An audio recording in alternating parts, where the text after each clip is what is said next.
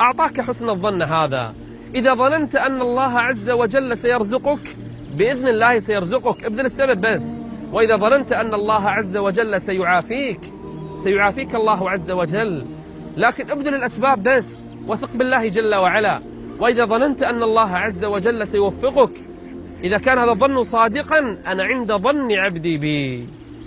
إذا ظننت أن الله عز وجل سيدخلك الجنة فاعمل لهذا الظن، ثم أحسن الظن بالله عز وجل وثق بالله جل وعلا.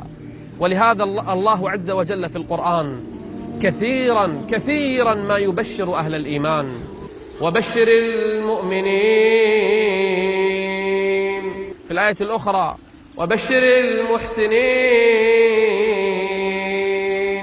حتى الملائكة تبشر أهل الإيمان قبل الموت، تبشرهم ليظنوا بربهم